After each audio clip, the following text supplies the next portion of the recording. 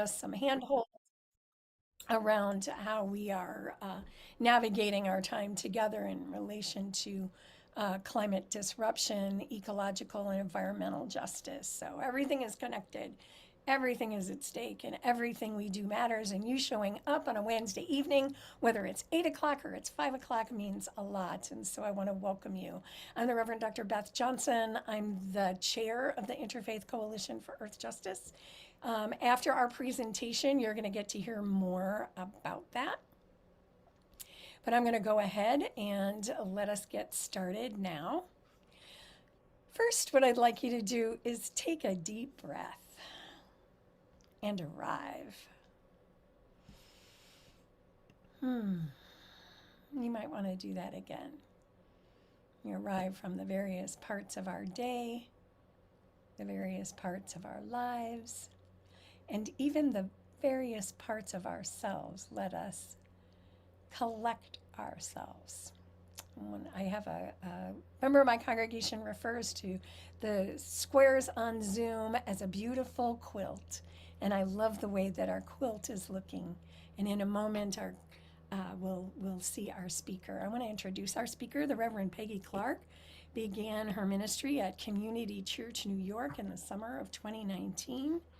She came there after serving as the solo minister at the First Unitarian Society in Westchester in Hastings-on-the-Hudson, New York for 8 years. She holds a bachelor's degree in religious studies and peace studies, a master's in historical theology from Boston College. Her doctoral work was in American religious history. Reverend Clarke has served on the board of the Unitarian Universalist Association Climate Justice Initiative, Commit to Respond, the UU Environmental Justice Collaboratory, and as the chair of the Food Justice Ministry. And I had the great pleasure of serving in those places with Reverend Peggy.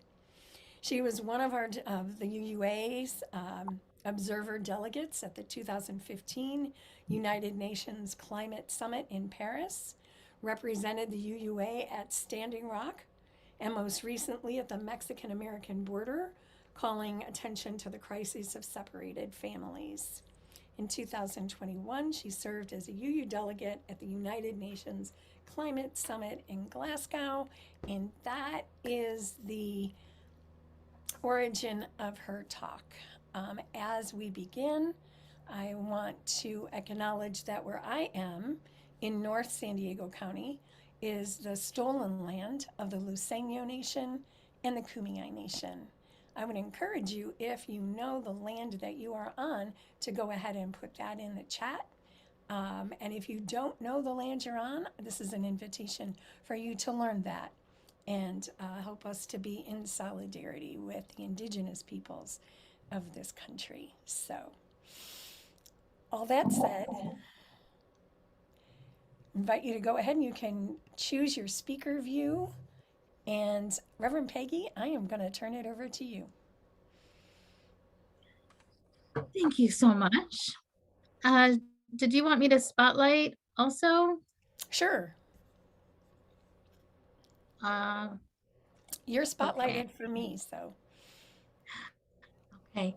Well, thank you. It's really a delight to be here. Beth and I have been friends for years. And so, pretty much when she asks me to do something, the answer is yes. And then I just figure it out. I am coming to you from New York. We are on the land of the Lenape people. And it is 8 p.m. I'm going to just be completely upfront with you. It's 8 p.m. on a Wednesday. I'm a mom. I've got 2 dogs. I've got a husband. I've got a whole thing going on behind me. So while they're all promising to be quiet, you just really never know. And my internet has been spotty for 2 days. So, of course it has. I'm just keeping it real for you. that is what's real. Nonetheless, I'm here and I'm very, very happy to be here. I am the senior minister at Community Church of New York, which is in downtown Manhattan. I've been there now for 2.5 years. And I was the observer delegate in both Paris and Glasgow, and that is what I'm going to be talking about.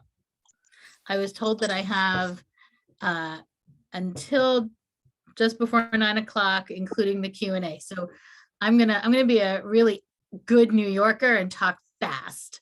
That's my plan.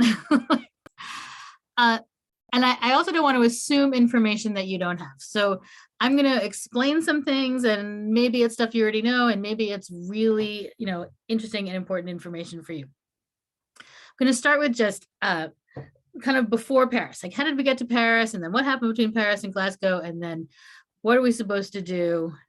And then Glasgow, and what are we supposed to do now? That's my plan.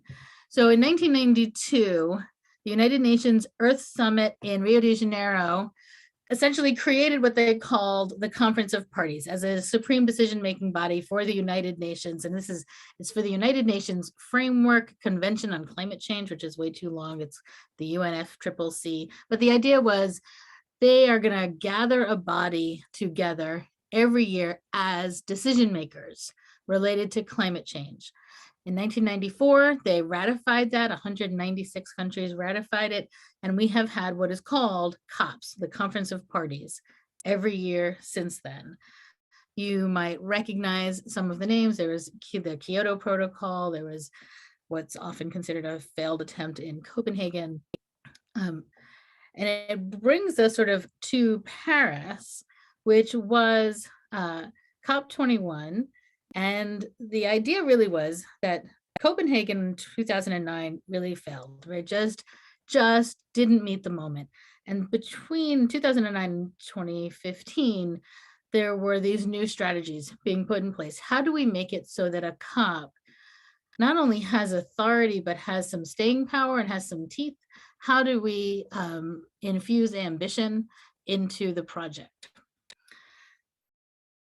It was a huge gamble, and yet what ended up happening ultimately is that Paris was really very successful. So let me explain to you what a COP is. You show up at a COP, there are essentially 3 parts. Conference of Parties, again, COP has 3 parts. One part is the meeting, this official meeting of United Nations delegates who represent nations. So every nation has a team of people. The United States sent 50 to Paris. Some countries had as few as 20. I think 50 was probably the largest. But these teams come together. So you're talking about a lot of people, and they are negotiators. And there's a primary negotiator, and then this team of people around them. So there's all these official meetings.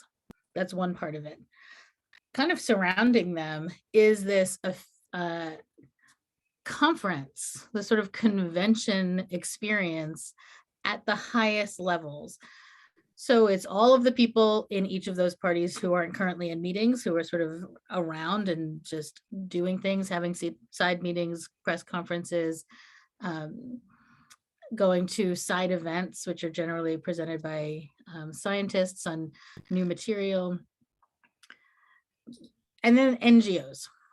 There are all of these non-governmental organizations also sending groups. So I was there as an observer delegate at one of these NGOs, and we have access. We are what's inside of what's called the blue zone. We have access. So that's 2. So one part is the official meeting. One part is this kind of conference around it.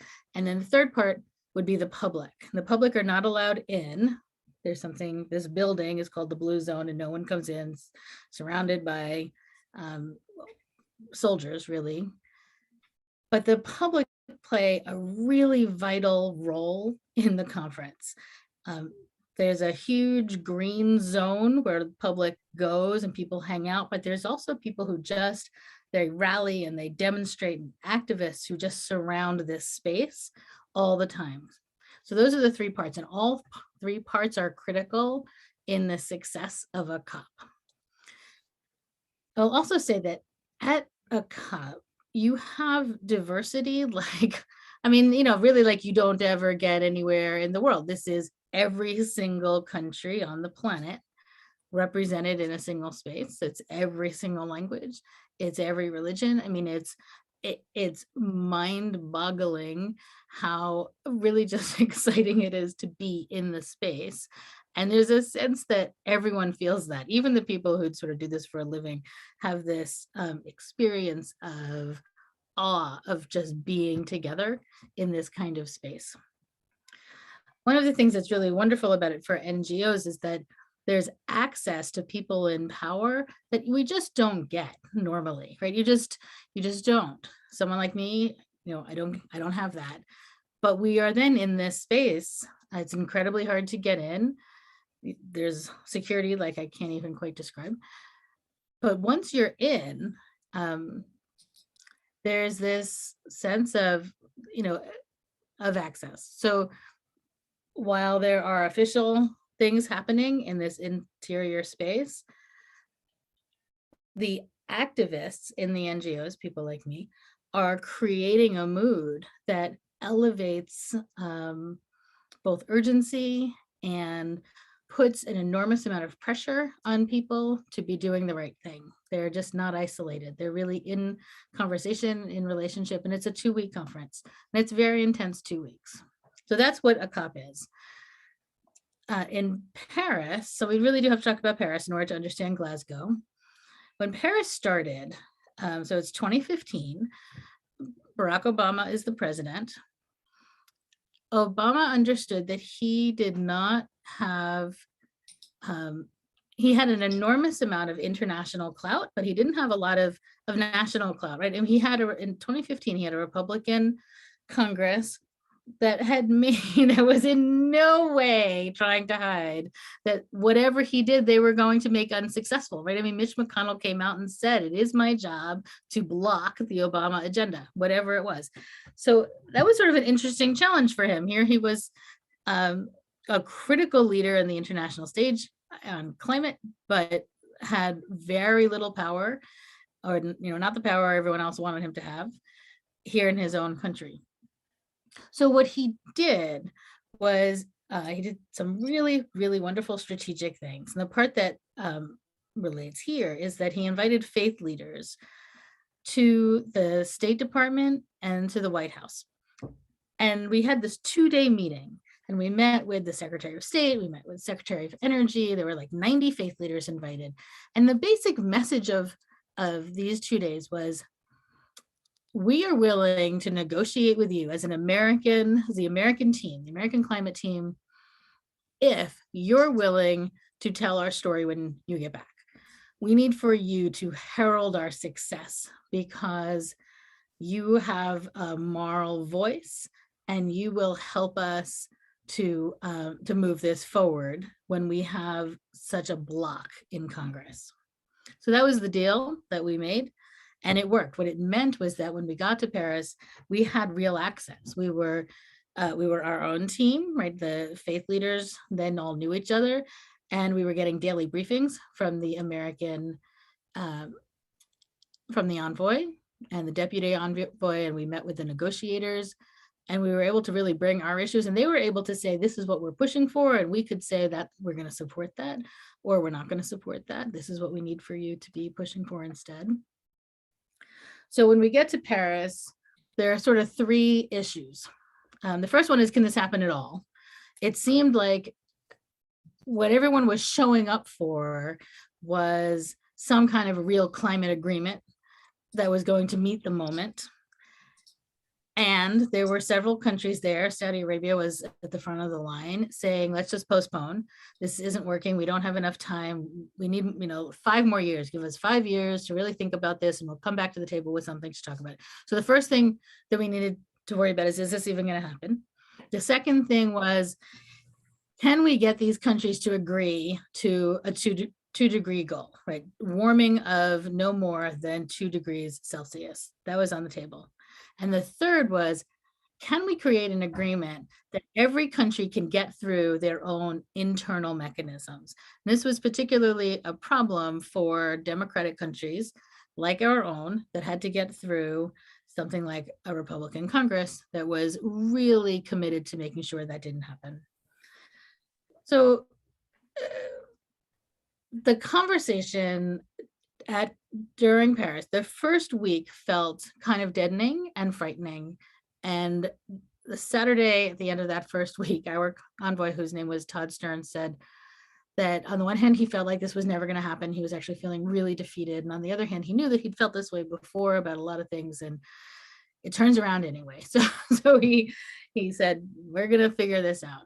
What ended up happening was yes, there was an agreement. Yes, 2 degrees was absolutely on the table.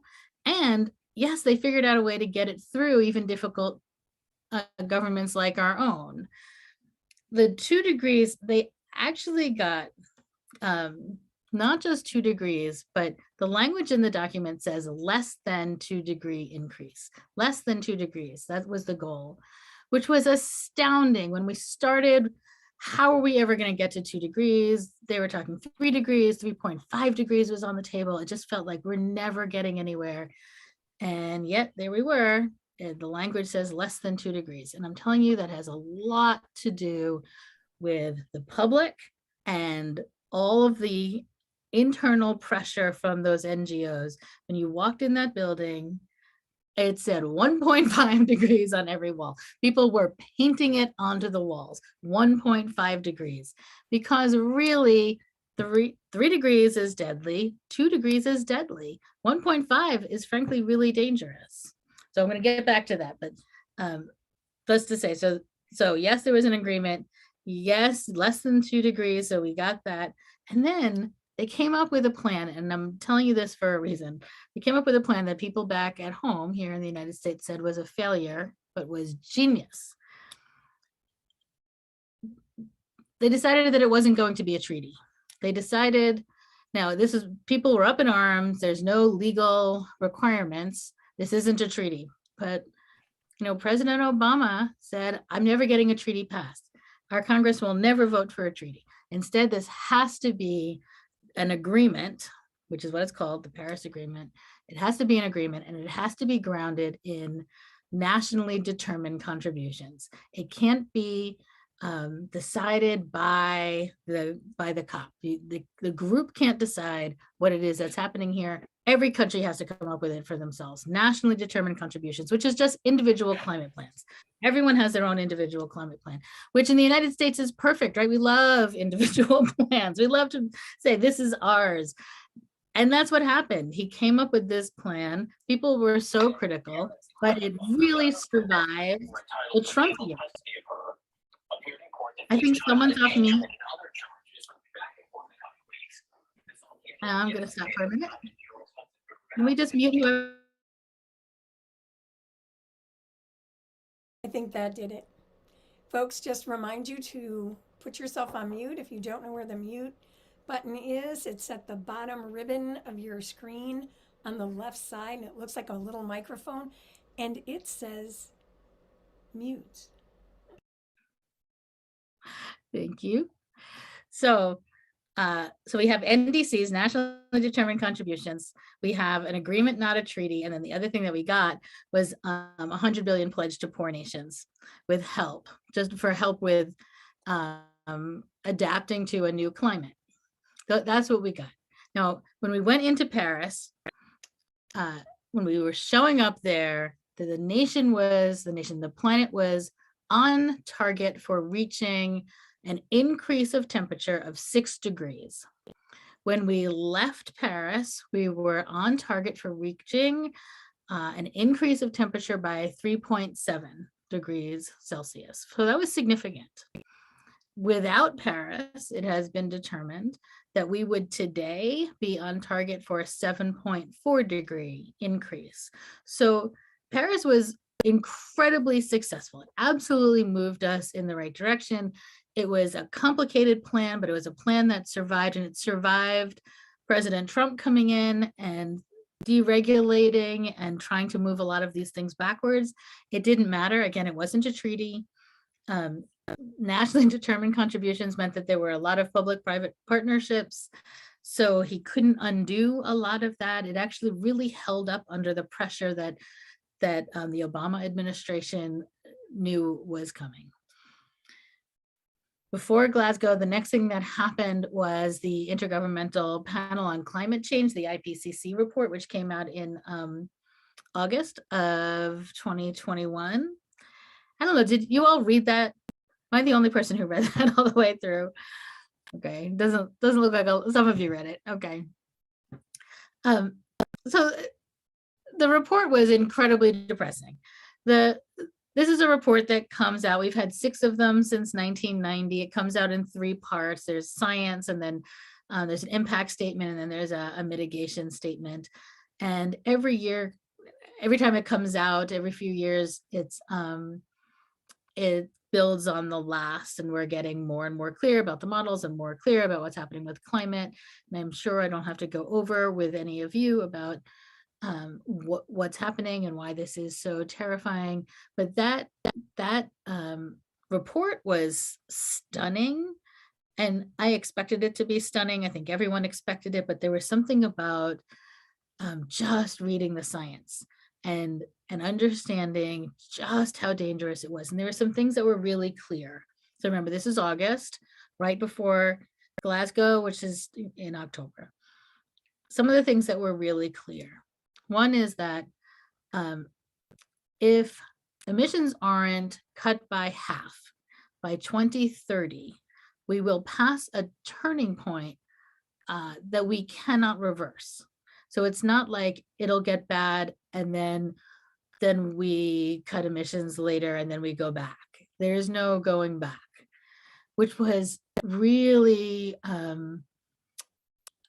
just stunning. It was a stunning thing to read. Now, the scientists said that they knew it was stunning, but they felt like they'd said some things that were stunning before, that they'd been saying some things that were really alarming and that no one was reacting. And so while they put this out with all the data to prove their point, they also say that they'd gotten sort of used to being ignored. The United Nations, though, called it a code red for humanity. And what the report did was say this debate is really over. There's no more debating. We're at the time for leadership. That is all there is. That there is no question that the extreme weather that you see in the news, the floods, heat, drought, storms, that's all connected to climate change. That there is no, that's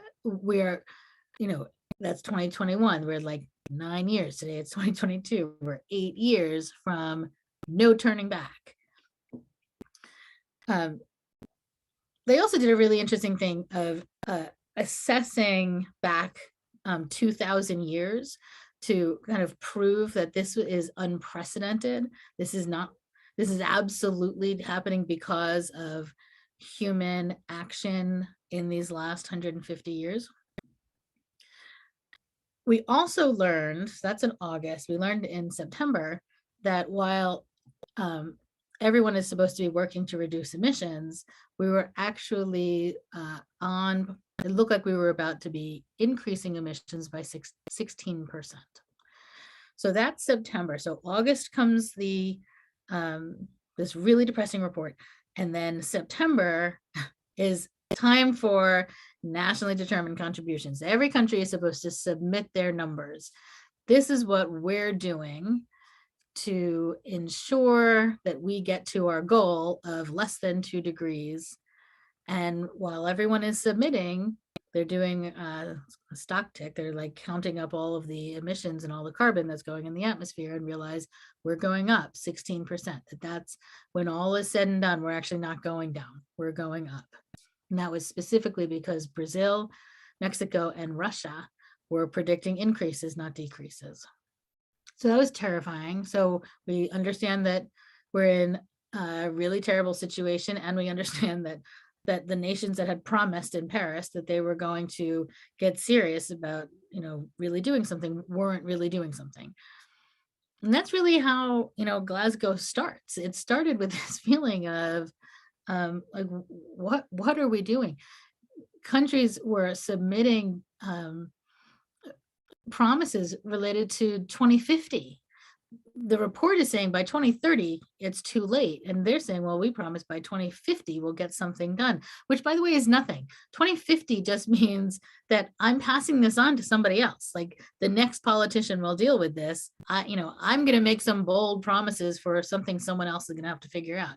They're kicking the can. There's nothing that's really happening there. And this report is saying there are tipping points, and we are there. And in fact, it also listed for us the tipping points. So there are, sort of depending on who you ask, between 7 and 12 tipping points, but the idea was that these tipping points are irreversible, will speed up climate change.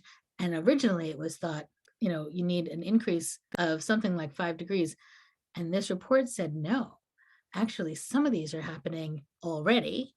And some of them are going to happen like at 2 degrees, maybe 2.5 or 3 degrees, which is what we're on target for. So things like the melting of the Greenland ice sheets, that's happening. Greenland ice sheets they've already lost 4 trillion tons of ice. That happens between 0.08 degrees. We are currently at 1 degree. We've already increased temperature by 1 degree.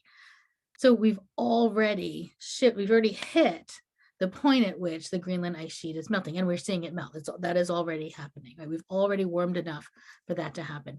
Other ice sheets, there's a whole list of things that I don't have time for. I'm not going to go through, but they are all at like the 2 degree, 2.5 degree, maybe 1 degree, 1.5 degree, that they're all of those tipping points get hit. So that's how we go into Glasgow with this like what is happening? Paris seems so successful, and 5 years later, what has happened? It's only gotten worse. It just felt people felt so defeated. So we showed up not really knowing what was going to happen. Glasgow, by the way, was supposed to happen in 2020, but because of COVID, so one of the Paris agreements was that we would revisit this every 5 years, and then it was pushed to 6, and that was one of the problems. Like, it's already been 6 years. We're only at the first meeting after Paris. Now, COP happens every year, but this was the first real meeting of trying to follow through on the Paris agreements. We're only at the first meeting. We're already 6 years later, and things have only gotten worse. So expectations were really low for Glasgow. And yet, I'm going to say, Glasgow ended up being transformative. It was remarkable, and it was not enough. We walked in with, so we went to Paris with the idea that we were on target to increase by 6 degrees. When we left, we were on target to increase by 3.7 degrees. When we left Glasgow, we were on target to increase by 2.4 degrees. So that was significantly better. And there is actually some chance, we're waiting for the recalculation, it could actually be 1.8 degrees. There were these side agreements, and no one is really clear if the side agreements were calculated or not. So it could be 1.8 degrees. So that's significant. I mean, that doesn't get us out of the danger zone, but that puts us in the right game at least. The tone at Glasgow was very different from Paris, very, very different. The tone was one of alarm. It was urgent. It really mirrored the report that came out, the IPCC report that was like, that's how Glasgow felt. Everyone was like, what are we going to do? Which was not Paris. Paris had this sort of laid back, there was a baker, literally there's a baker in the middle of it making bread, and it felt joyful and exciting. And Glasgow felt like, what are we all doing here?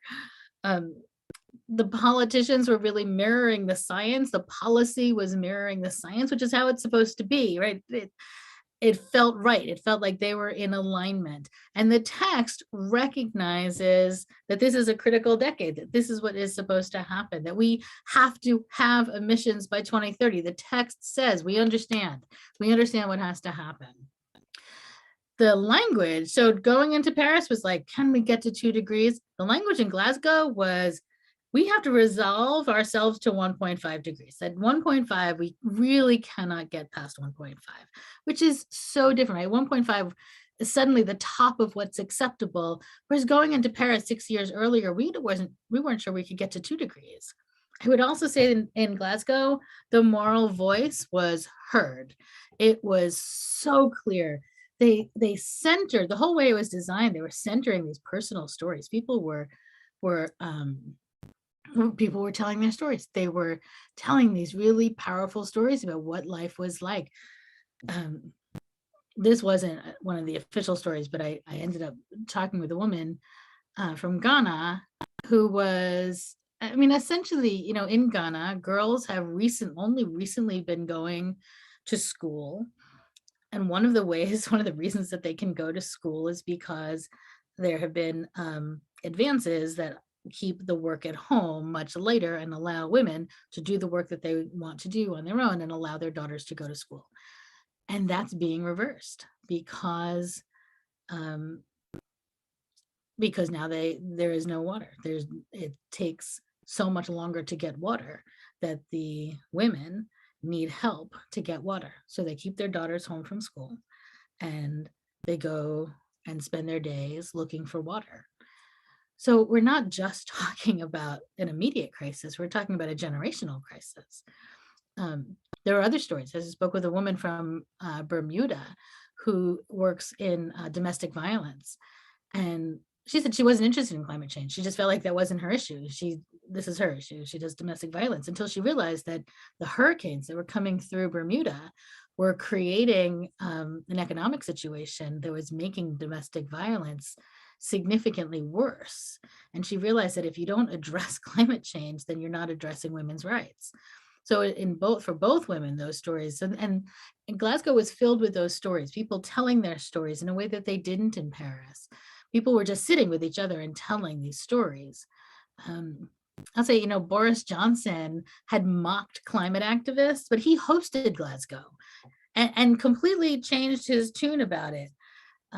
It just felt like everyone had shifted into this space of like, we understand this has to happen. And the document that was created was far more expensive than Paris. It included biodiversity, included nature-based solutions, it included oceans. It was a holistic approach, and it was more inclusive. The document called on the activists to say activists played a very real role in this. The activists were outside, they were chanting and making life sometimes difficult to get through, but they were young. There was, this young group, teenagers who were just saying, this is our future. And that moral voice absolutely got through. It was a different kind of conversation inside. The role of Indigenous people, calling on women, women's involvement, recognizing a need for public and private sector relationships. There was language around just transition, and that was never talked about in Paris. So what does a just transition look like? So the way we talk about climate has changed, and everyone was on board. So some of the things that happened in Glasgow. So adaptation. So we generally think about this in terms of adaptation, mitigation. Well, those are sort of in Paris, those were the two. In Glasgow, we added loss and damage, but adaptation, the one thing that came out of Paris was this $100 billion promised. In Glasgow, it was sort of decided that it was recognized that $100 billion wasn't anywhere close to enough to help poorer countries participate and really adapt their economies and their lifestyles. There was a recognition that people had already lost their homes, that terrible things had already happened. And at the same time, I'd say those poor countries weren't terribly interested in being given charity. They were really very interested in having their own voices heard. They really wanted to be part of the solution more than they were interested in how much money was on the table. But the money on the table was important. It was a way of really acknowledging that there are some countries that are creating a problem and there are some countries that are suffering from that problem, and that there's a terrible imbalance there. And recognizing that and saying that out loud was different. That wasn't something that was talked about in Paris. We didn't get to as many promises, or we got to promises around adaptation, sort of helping around adaptation without any specifics, the high and the, how are we going to do this? Where are we going to do this? How does this really happen? It's really interesting to me, and maybe you all want to talk more about it, but I don't necessarily understand why are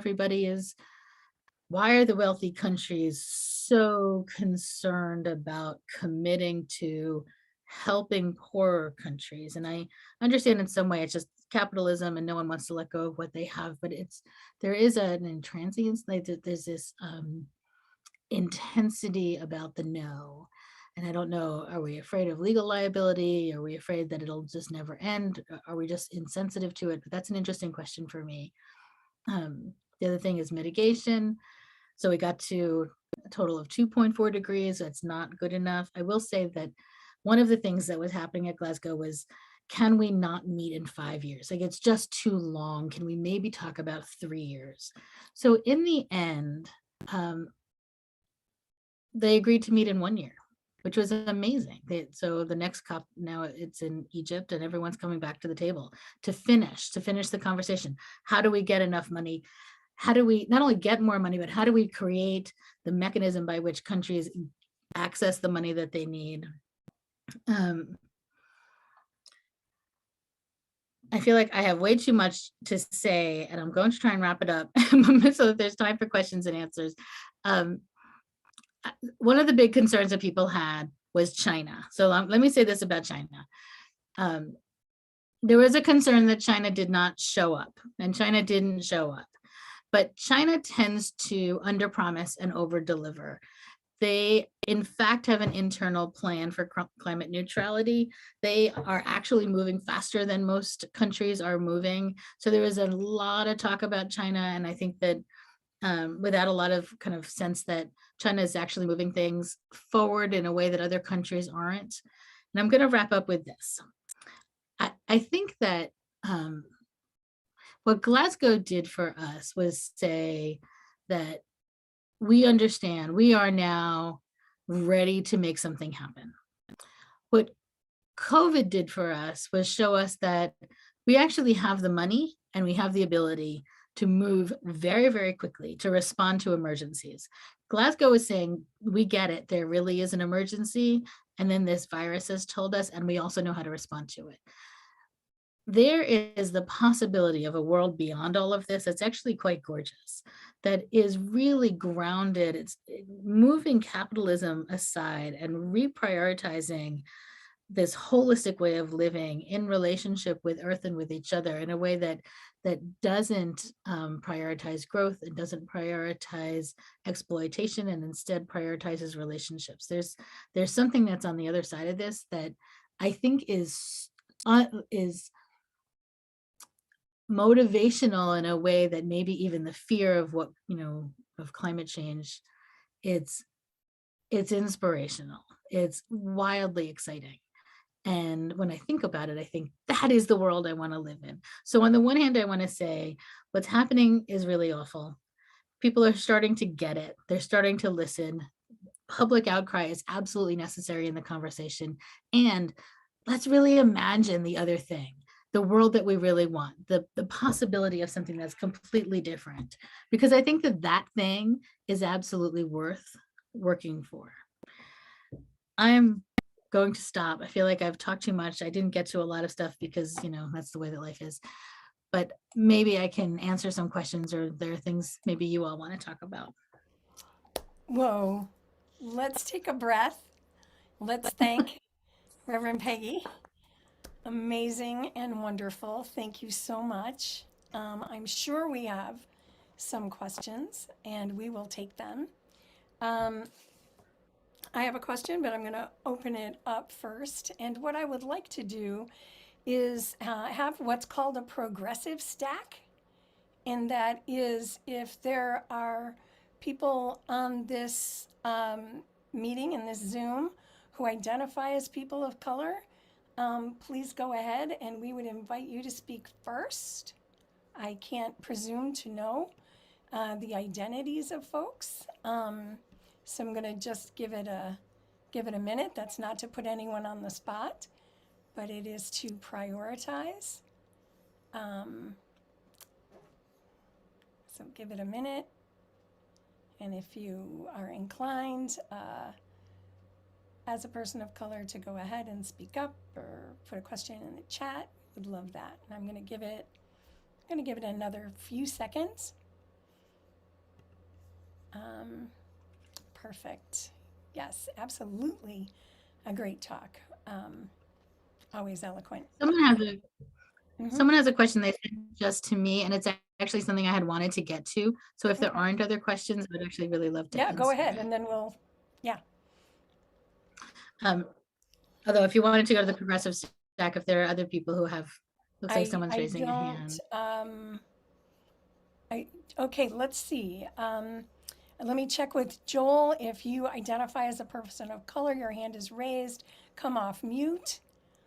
If not, then you are on stack, and Peggy is going to answer the question that she had in her private message, and then I see another question from Reverend Sherry. So, Joel, if you're a person of color and would like to come off stack, come off No, mute. sorry. Just put me on the stack. Thank you. Okay, thank you so much. All right. Peggy, you want to take that question? Yeah, so the question is really about the role of religious community. And so there are two parts of this. One part is raising this moral voice. And I really want to say, as much as an activist, I've been an activist forever, I often feel like, who am I talking to? Why am I doing this? Who's listening to this?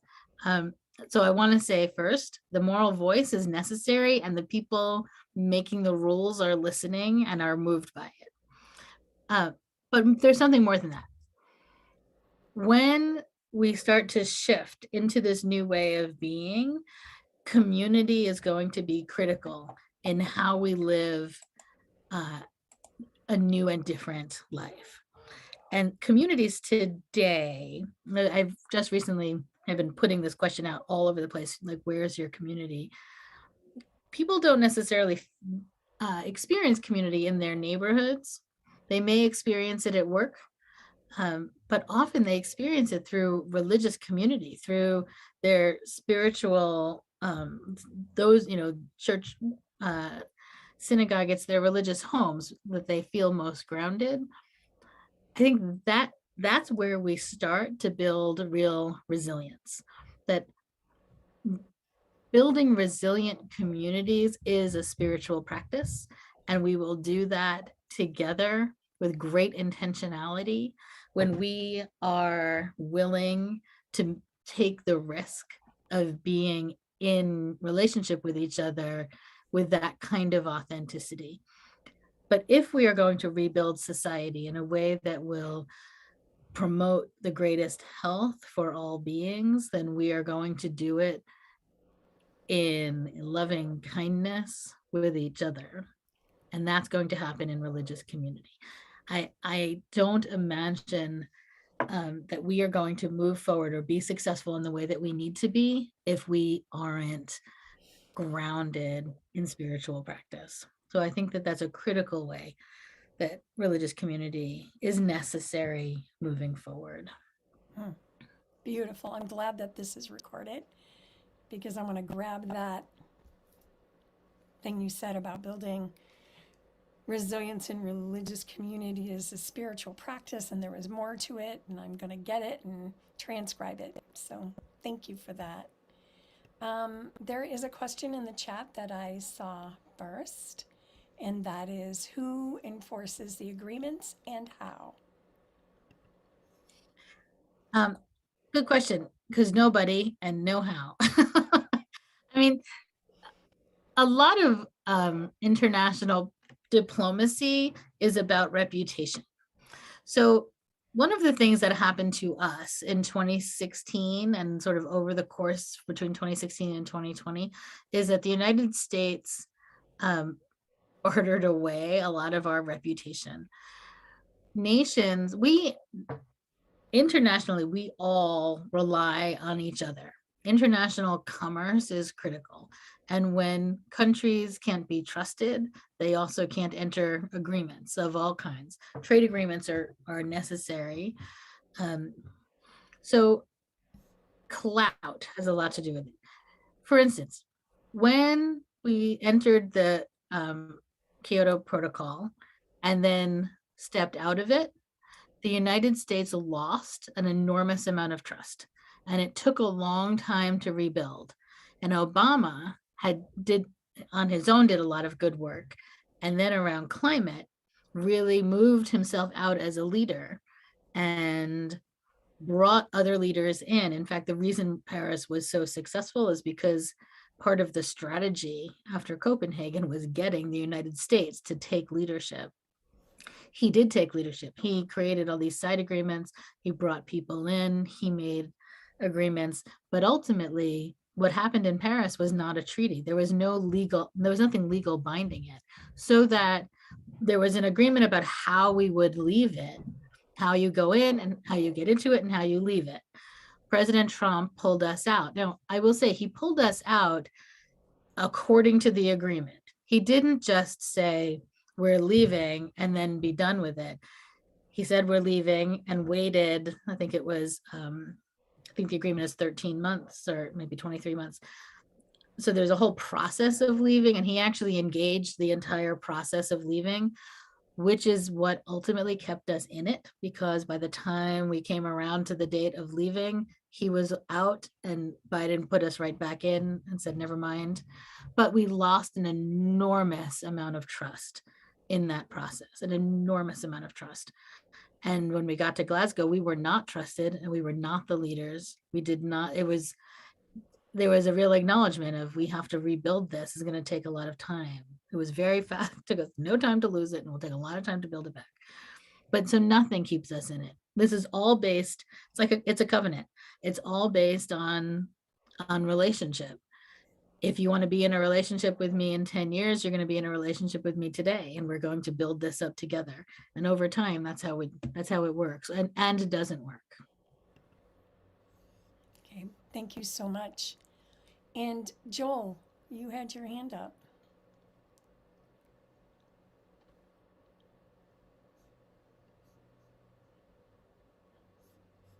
Yes, I do. Hi. Sorry. So my question is about, I find it frustrating that people around me focus a lot on lifestyle changes to fix this problem. If I become vegan, if I don't travel, if I don't eat meat, if I drive an electric car, that will fix the problem, and it won't.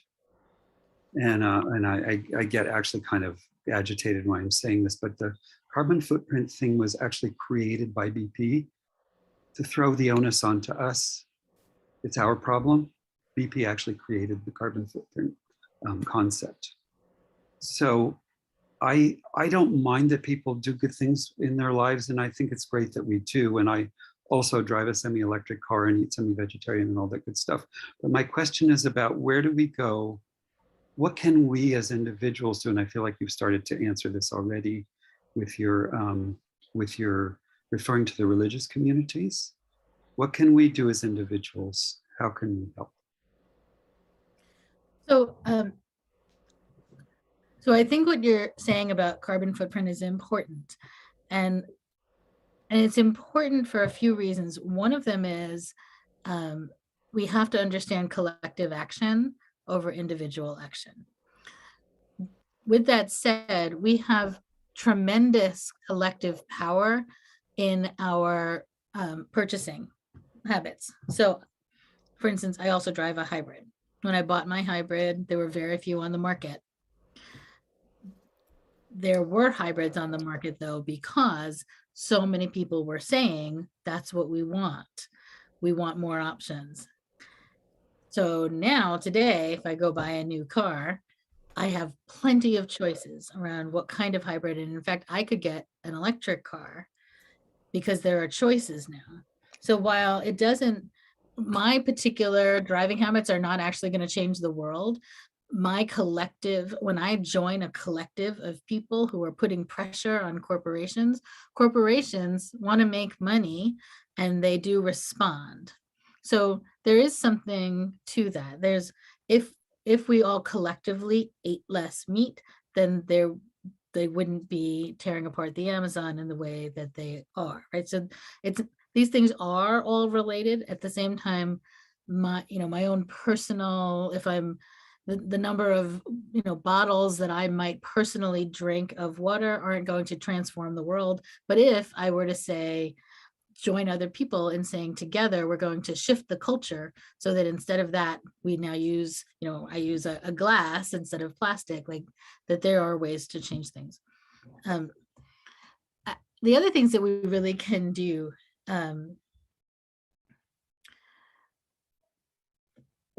there's a culture shift that has to happen, right? So I'm talking about like international policy, but when we bring it down to like, how do I live today? There's a culture shift, and we need to be building or growing, flexing a new muscle. So for instance, when I go to Trader Joe's on Mondays, I text my neighbor and say, what can I get you? And we start to build up a new way of living. So we don't all go to Trader Joe's in my little neighborhood, right? We go for each other. We pick things up for each other. We start to build up a new way of living. And I think that that's a lot of what it is that needs to be happening here. We need to get very intentional about what does a new world look like. The food system is critical in the new world. How do we, and I know that this sounds exhausting, but like, how do we grow some of our own food and stop relying on a global food market? And not for ourselves, but how do we, in our communities, how do we collectively start thinking about shifting away from the easy way that we live, which is that we go to Trader Joe's and instead grow strawberries in our backyards for each other? I'm probably even forgetting your question because it's getting late and I've literally been on Zoom since 9 o'clock this morning. But I think that what I'm trying to say is that there are cultural, intentional ways for us to change the way that we live that do actually work. And I think will serve us well going forward. Thank you for that, Peggy. I see it as I was going to say I see it as a both and I'm becoming really even dissatisfied with both and another binary. It's yes, yes, yes. So there's also a shift in consciousness that happens when we make those choices. Yes, they're not enough, but there's a shift in consciousness when we do that, and shift in consciousness by itself isn't enough, right? It takes all of these pieces. So thank you for that. I had a One of the things, okay. one of the things that happens is that when countries are sitting at the table, they get afraid of being ambitious because they believe that the implications for what they're doing will affect corporations in their countries. And corporations in their countries are going to leave because they won't be able to make enough money and they're going to go somewhere where things are easier. Corporations, though, in reality, respond to consumer pressure. In this country, one of the things that Obama did was go to Google and Apple and Microsoft and ask them to make commitments. They were willing to make those commitments because they understood that their consumer base actually wanted them to. Their consumer base had told them that by making choices along the line that were more climate conscious. So I hear, what Beth is saying, that we create this new consciousness and we really create a new culture that starts to build on itself. So corporations start to change their behavior, and then governments start to become more ambitious in what they imagine is possible, and corporations respond, and people start living differently as we create something new with each other. Okay, sorry. No worries. Thank you, Peggy. I wanted to circle back to the comment that you made about the resistance of rich companies to helping poor countries. And I'm wondering if those poor countries are generally countries where the residents are people of color, or black or brown or indigenous people, and the role that racism plays in climate, environmental racism, and even just the mindset of deserving, not deserving. Yeah, so we are talking about the global South, where most of at least the more immediate, the current crisis is living out. So I do ask myself often, like, what is the resistance? I mean, if you're talking about all the nations, all the wealthy nations, right now they've pledged $100 billion, which is stunningly low when you think about both what's needed and how much money is actually available. So that is the question I keep asking myself, like, what is it that would keep us so stingy? And I think that the reality that white rich countries aren't valuing the lives of poor countries with people of color. I mean, I think that that's a very real motivation. There's this insensitivity to the life that's lost, and it is probably an unconscious bias, but if we don't start making it conscious, we're not ever going to address it. That we have to value. And Frank, I mean, I've said this to some of those of you I know, I'm sure to Beth, but there's this hierarchy of value of life in this country, and we value life. We value white, male, Christian, able-bodied, wealthy, educated life more than we value other life. And that goes all the way down to, at the very bottom of the hierarchy is, soil and trees. We look at trees and say there's nothing there. I mean, so people of color, the global South, that's all, that isn't life that we value in the same way. I think that's the very real answer to the question. And the nature of the colonizer. So Phil raised his hand. I'm going to do a quick check at 6 o'clock, 9 o'clock on the East Coast. Reverend Peggy, do you have time for one more question? I have one more, and then I've got a bedtime. And I've got to go. see too. No. Phil, do you want to ask your question? You get the. I'll make this quick then. So, Reverend Peggy, given that these agreements have not really had teeth in the sense of, consequences if nations don't follow through, do you think that is likely in a future agreement?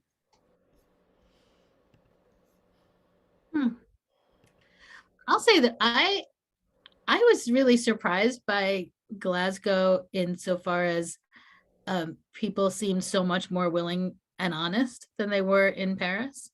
So right now it feels like that's a huge stretch, like saying that there's going to be a consequence is a huge stretch.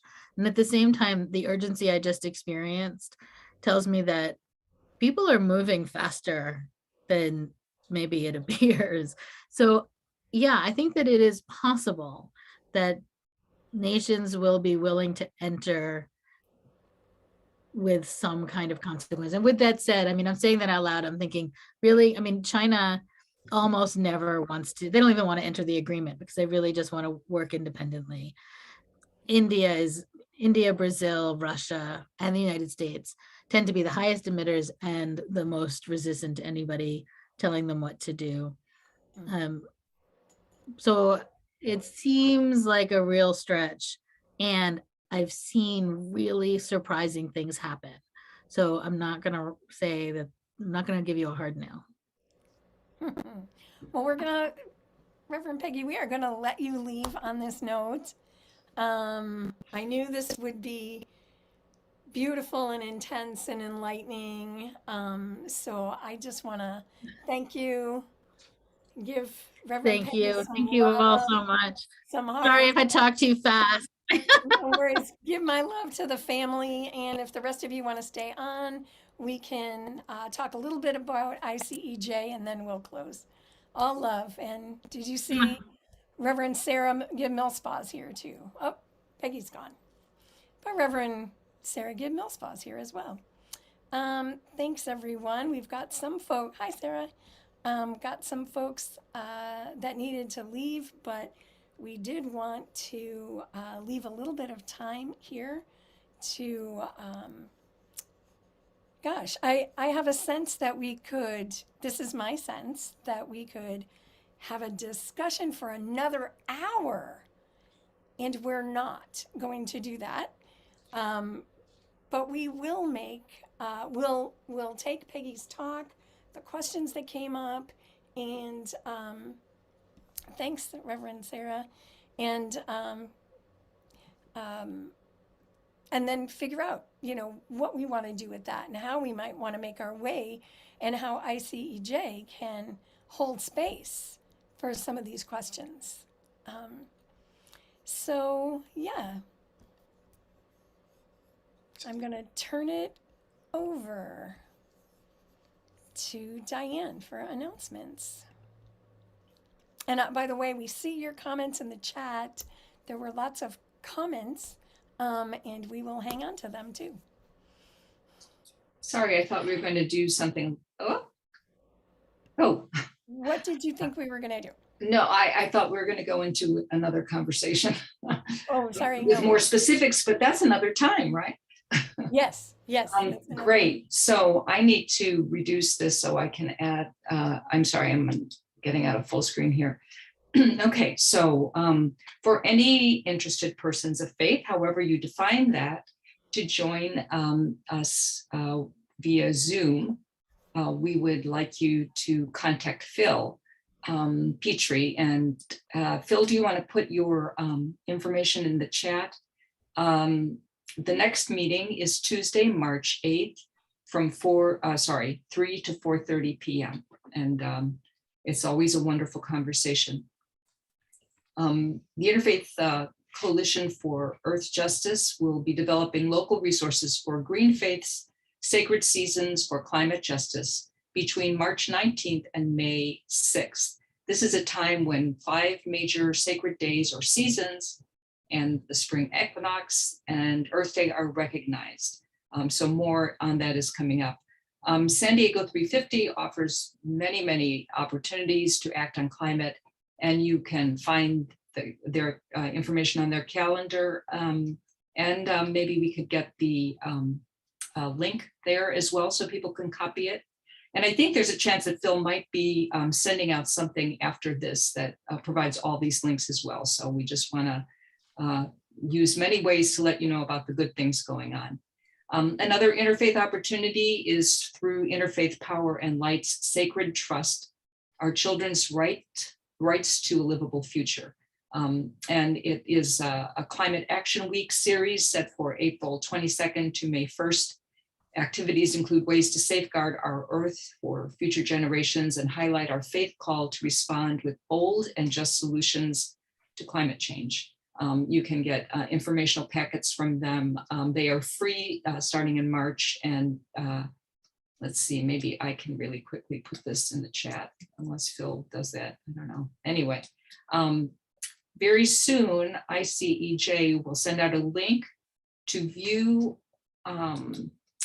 the recording of the California Poor People's Campaign Climate Crisis event from November 2021. It features eco-activists Tom Goldtooth, William Barber III, and Jacqueline Patterson, who's one of the neatest women in the world. I love her to death. This is a stirring and informative event that is not to be missed. And just check periodically with the website for upcoming interfaith advocacy opportunities. Thanks. Nicely done. And Beth, can I just piggyback just for a sec?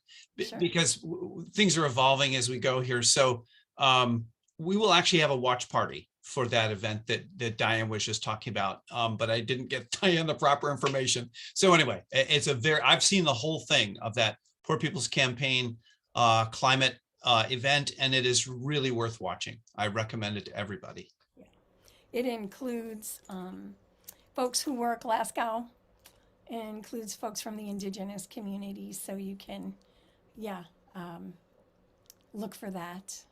I just want to thank everyone for being here. That was so much good information, and I love how Reverend Peggy ended on the note that we are called to imagine the community that we wish to see and live the community we wish to build.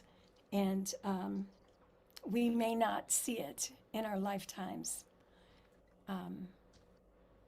but it doesn't mean we might not see it at all, but it doesn't mean that we don't try, because it's through that we are ennobled and that we live that vision of love that we are called to. So as you go forth from this place,